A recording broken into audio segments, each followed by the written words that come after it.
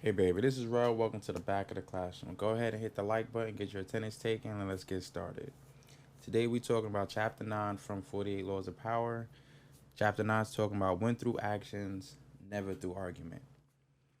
So, what I get from it, I really recommend y'all getting this book by Robert Greene. Don't argue with anybody.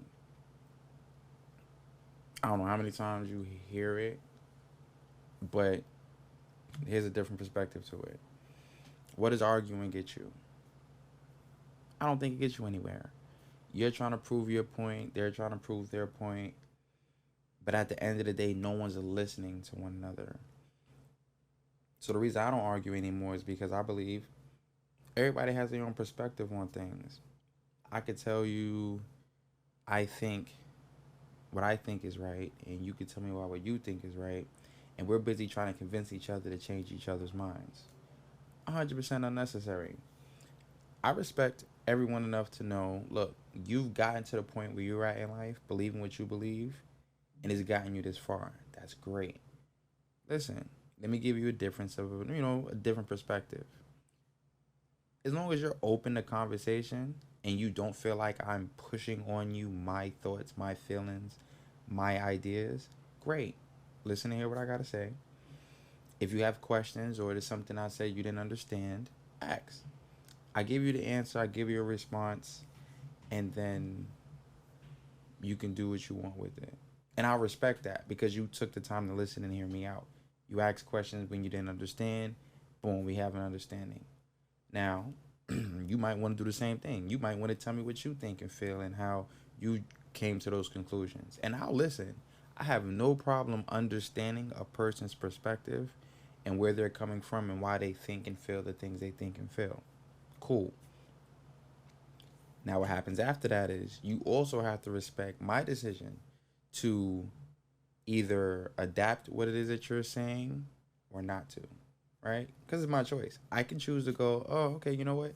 That makes sense. Or I can see why you think that, but I'm not going to try and change your mind. If what you have working for you works, by all means, continue to keep doing it. It's obviously working for you.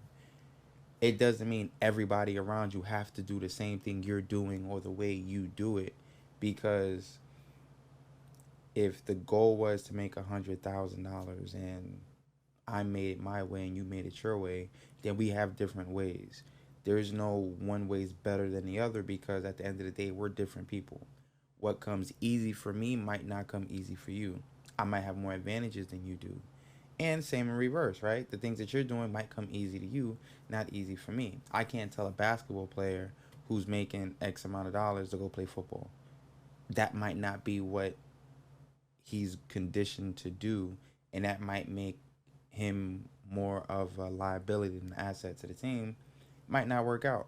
So everybody has their own lane. Everybody does what they do specifically to their abilities, whether their strengths and their weaknesses, their talents, their gifts, whatever it is that they are more acceptable to their conditioning that allows them to do that, that's great.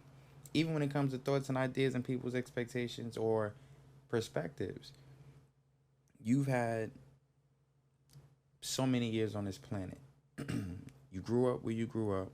You learned your parents were different, your environment was different. Generational times are different. People grew up in a time where there was no cell phones. Now there's cell phones everywhere. But if you was to tell a kid, oh, you shouldn't have a cell phone, but if you go back in time, like, but you had a Game Boy in your hand all day, every day. What's the difference? You still had something in your hand that was distracting you. That was a game, entertainment, something for you to do. At some point, you probably had a few Tiger handheld games, and you had Gigapads. So you had something that you was in your hand to entertain you. It might not have been a phone, but you still had some source of entertainment. Kids from this generation don't have those things, and some people listening to this might be like, "What was he talking about?" Google it. Tiger handheld games. It was one game, and it had a LCD screen, and you played that until the batteries went dead. Now you got rechargeable devices, and how can I argue with somebody and tell them they shouldn't do something as if I don't understand generational times and people need some type of entertainment or something to keep them distracted because Maybe they just need some downtime in between things before the next thing happens. So I can't argue with you. I just need to hear your perspective. What is it you feel? What do you think? How do you want to manage this? And whatever you choose to do, I respect it. But whatever I choose to do, you have to respect it as well. Right? We're all people, whether you're a parent talking to a child talking to a parent, two peers at work, supervisor talking to, you know, somebody underneath him. We're all people. Listen, what do you want to do? How do you want to do it? Okay, well, before we do that, let me give you some information just as a heads up. If you choose not to listen to it, no problem. You can only share knowledge with people who want to hear it. And then when they do choose to allow you to talk, you have to make sure you're explaining things properly, and you have to almost do it from an educational or educator's perspective. I need you to learn and know what it is that I'm saying, and whatever information I'm sharing with you, it becomes your choice. So we can do that. I advise against it, but if you still want to, I'll support you, because you might know something I don't, and or you might not be telling me everything, and I don't know everything. So I'll go behind you to learn something. Let's see what happens. Your way versus my way.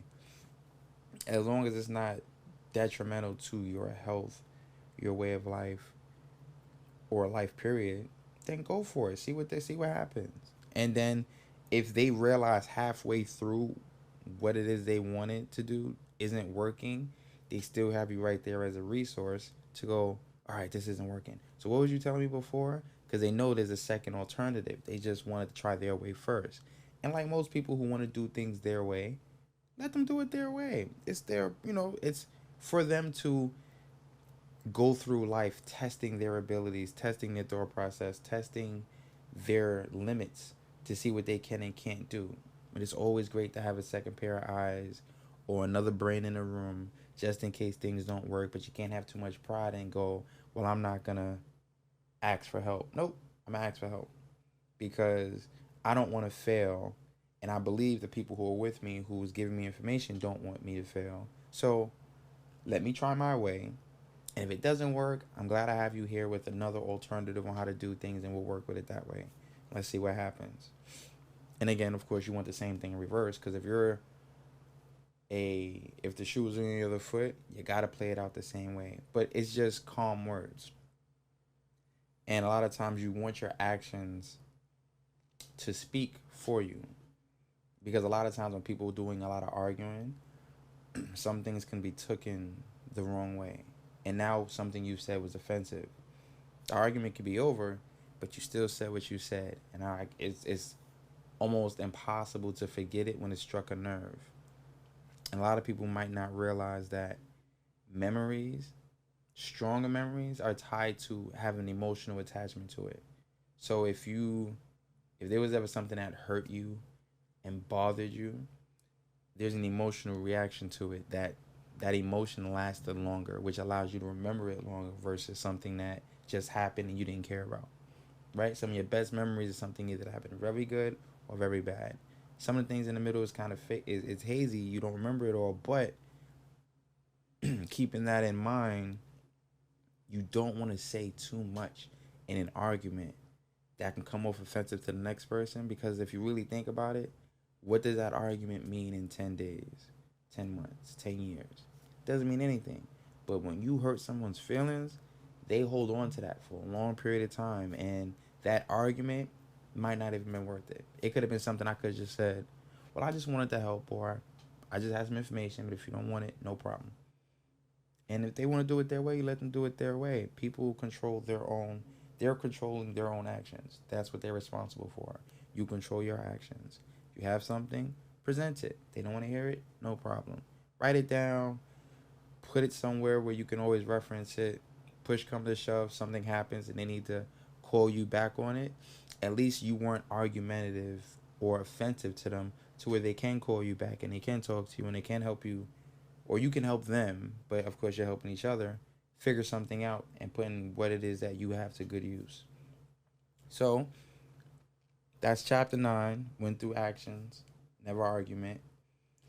Check out the back of the classroom, share it, tell your friends. Rails Locker online apparel, still in effect. Check it out. Tell a friend. They're good as gifts. Anything that helps support the platform.